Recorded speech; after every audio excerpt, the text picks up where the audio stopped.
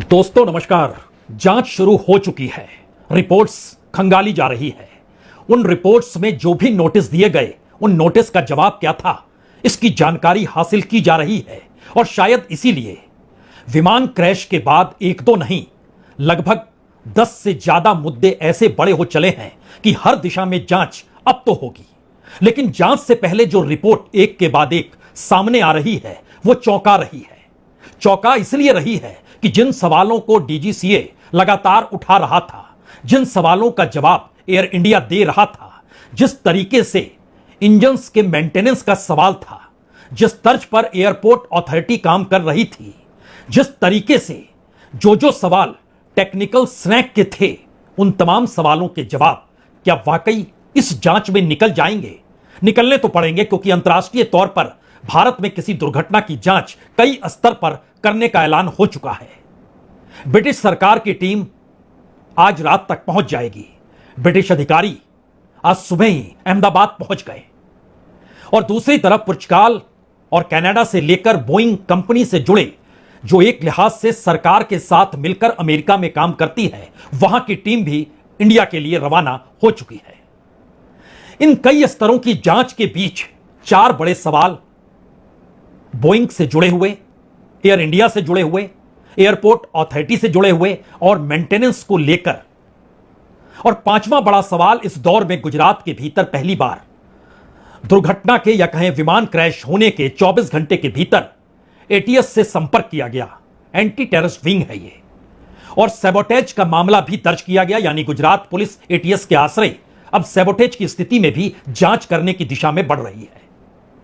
लेकिन जो सवाल रिपोर्ट्स दर रिपोर्ट्स उभर कर आ रहे हैं, और डीजीसीए के तहत 1 दर्जन से ज्यादा ऑर्गेनाइजेशन जो काम करते हैं, उसमें अब सबसे बड़ा सवाल यह है कि इस देश में एविएशन मिनिस्टर का काम क्या है।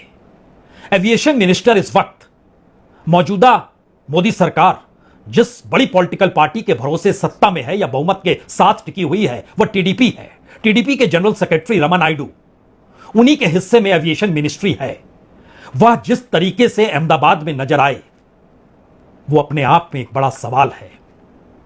प्रधानमंत्री मोदी आज पहुंचे घटनास्थल पे, जिस तरीके की तस्वीरें निकल कर आई, वो अपने आप में एक सवाल है। जिस तरीके से एयर इंडिया के सीईओ कैंपेल विल्सन जो पहुंचे वहां पर और खामोशी बरती, लेकिन लगभग 30 मिनट तक वो वहां पर रहे। और उसके तुरंत बाद डीजीसीए ने उन्हें सम्मन भेज दिया कि आप आइए, पहले जवाब दीजिए, क्योंकि फाइल वाकई बड़ी मोटी है। सवाल एयर इंडिया के सीईओ को लेकर भी है। और इन सवालों के बीच इंटरनेशनल एयरपोर्ट अहमदाबाद का, क्योंकि सबटॉज की स्थिति अगर जोड़ी गई है, तो ये तमाम परिस्थितियां बतलाती है कि क्या वाकई इस देश के भीतर में जो मंत्रालय संभाल रहा हुआ मंत्री होता है और उसके अधीन जो विभाग होते हैं, उस विभाग के जो हेड होते हैं और उनके मातहत जो अलग अलग ऑर्गेनाइजेशन काम कर रहे होते हैं, क्या उनकी रिपोर्ट कभी कोई निकल कर आई या नहीं आई? क्योंकि एविएशन इंडस्ट्री बड़ा लाभ दे रही है, बड़ी तेजी से विस्तार कर रही है अपने आप का। और शायद इसीलिए पैसा कमाना, मुनाफा बनाना, और 1-2 नहीं, 10-20 नहीं, 80-100 हजार भी नहीं, लाखों की तादाद में एक के बाद एक एयर इंडिया पर अगर फाइन ठोके गए ये कहकर, कभी आपका पायलट गड़बड़ी, कभी आपकी मेंटेनेंस गड़बड़ी, कभी आपके इंजन के भीतर स्वैग नजर आता है, उसको आपने नहीं हटाया, कभी आप लैंडिंग और टेक ऑफ में जो पायलट नियम भी नहीं बरतता है, वह भी साथ चल रहा है। जो ट्रेनिंग होनी चाहिए, उस बिना ट्रेनिंग के भी पायलट उड़ान भर रहा है। कई मौके आए जब 20 लाख, 30 लाख, 80 लाख इतने फाइन लगाए गए, और यह सब कुछ बीते 1-2 बरस की ही कहानी है।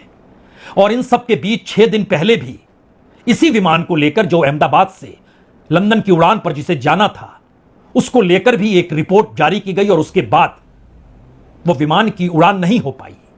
दिसंबर के महीने में, यानी 6 महीने पहले, इसी विमान को लेकर एक और रिपोर्ट डीजीसीए की तरफ से आई थी। मुश्किल तब भी थी, उस हालात में भी थी। एक एक रिपोर्ट में लिखे हुए शब्दों की जो पूरी फाइल है, वो आज हमारे पास है। और जरा समझने